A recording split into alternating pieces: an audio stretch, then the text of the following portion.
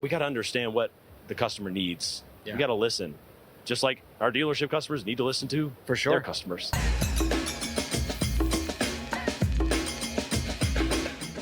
All right, we're here with some very familiar friends if you're in the Automotive State of the Union ecosystem. Our friends here at Orbee have this beautiful booth, a lot of energy at the show. We're here with George, we're here with Brian. We're going to have a great conversation talking about what dealers are really paying attention to in the digital space. But first, we have to introduce our guest. George, I know you, we know each other from online, but tell the people who you are, the group you're with, what you do, and we'll start there. Sure. My name is George Jones. I'm the Director of Marketing at DCD Automotive, and we're a 23-store auto group based out of New England. Just a couple stores.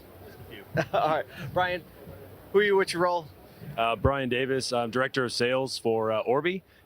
Been here for about 6 months, and just love being able to help dealerships based out of Richmond, Virginia, but we're all over the country. There you go. All right, so I just said, so how many NADAs have you been to? And you were like, this is my first. So tell me about what your first NADA is. How's it making you feel?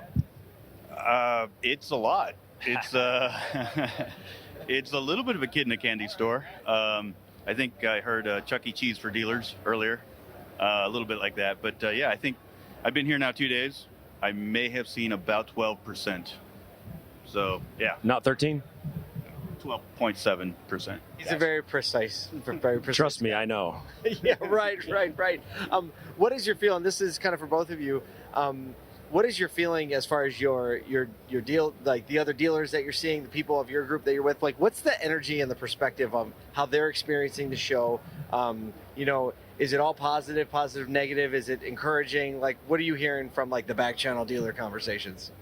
Yeah, I think everybody's finally glad that just to be together, just to see, touch people and hug people, and yeah, I mean that's been probably the greatest thing, just being back together after all this time. And then I think a lot of the networking, the friendships, the relationships that come out of our industry is really probably what I'm hearing the most of. For sure. How about you? Your first NADA?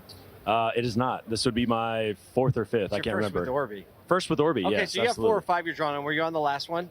Or were you at the last one in 2020 that was here? I was not actually. No, Okay. The last one for me was 19.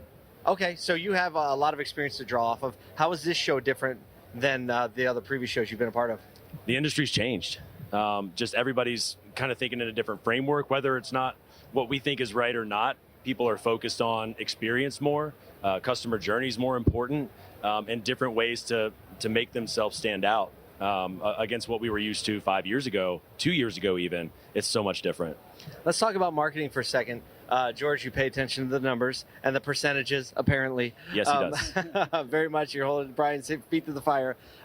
Tell me about your 2022 strategy. What are the things you're paying attention to, generally speaking, going down the pipeline here in 2022?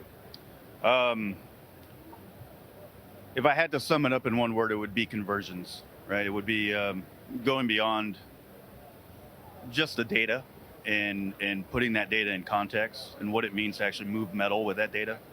So our goal for 2022 would be very much driven around data, but also driven around the clarity around data. And so you've obviously partnered with Orbee. You're an enthusiastic user of the product. That's why you wanted to talk about this today. How is Orbee specifically helping you in that goal, focusing on conversions? How are you deploying Orbee to get you down that way? Right. So I think there's, the longer I've worked with Orbee, the more I realize how many different facets there are to their team. I think for us, the biggest takeaway has just been the fact that we have an agnostic partner who doesn't necessarily have any affiliations with anyone else, right? And they can literally give you the true north, right, of what the data is actually saying and make sense of it in a way that I can then take that information and then rework that to my reports that I share with my internal teams. And then we know what to do. So that's probably been the single biggest benefit, I would say. So, I mean, I know a little bit about the Orbee product. I think you made a great point there that there are a lot of facets to it that people might not know. What do you think, like, what was your general perception of Orbee coming in, like when you're introduced to the company and the products versus what it is now? Okay, so Hit a nerve. Where do I start? No, originally I was looking for something really simple. It was a roll-up report for analytics. If you've dealt with analytics across 22, 23 stores now, it's a lot to try to ascertain and just, there's just a lot there, right? So I wanted a quick roll-up report, and we were kind of struggling to try to find that. Orbee came in and they were very easy to work with. They were able to do that, but then they started taking it a little step further and really kind of peeling back the layers of what that data meant that they were sharing with me. They were also really instrumental in helping find and sort of ferret out perhaps some partners that we needed to have some difficult conversations with. And it's good. It's good to be able to have that trust and know that your data's solid.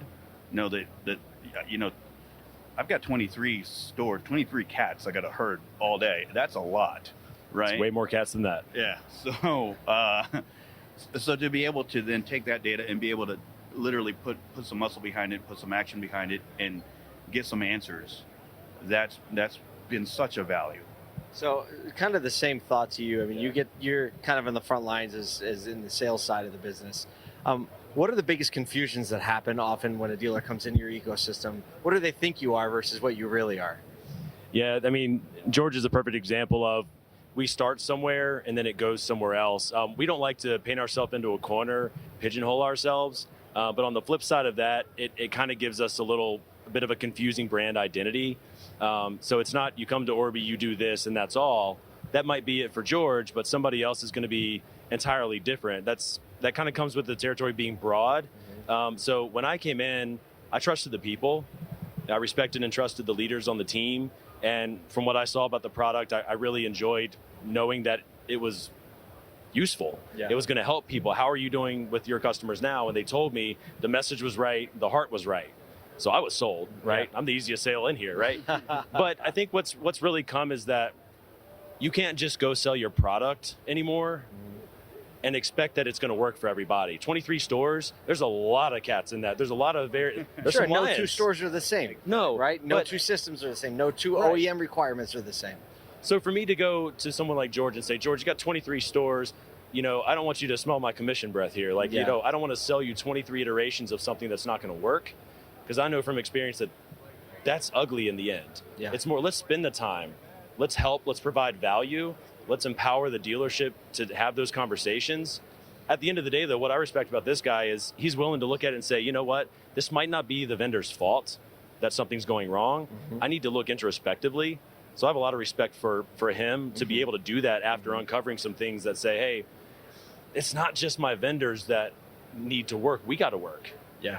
I got to get my team on board, but I got to know what way to point them, what way to steer them. And that's where we really think we're instrumental. But yeah, there's a lot more out there, and we'll talk about that if the time's right, when the time's right. Right. But we got to understand what the customer needs. Yeah. We got to listen. Just like our dealership customers need to listen to their customers. For sure. Yeah. So you said a little overwhelming, a lot of shiny things, right? You said it's like the Chuck E. Cheese for auto dealers, minus the weird ball pit, right? Well, they got one of those. Do they have a ball pit? We have a weird ball Gross. pit. Perfect. So everybody kind of always presents a bright, shiny object at the booth. The presentation is always polished and buttoned up, and it's like, this always works. But we know the reality that it only works as far as you have a team on both sides that is ready to implement, anticipate changes, react to needs. So from the service side, right, you've signed up with Orbee, you've gotten in the weeds. Brian says you take him to task, but that's really, to me, an indicator that you actually lean on them, right, to help. So tell me about the experience with Orbee from the sense of when you have a question or a call or a need or something that needs to be changed. What's your service experience been? Excellent.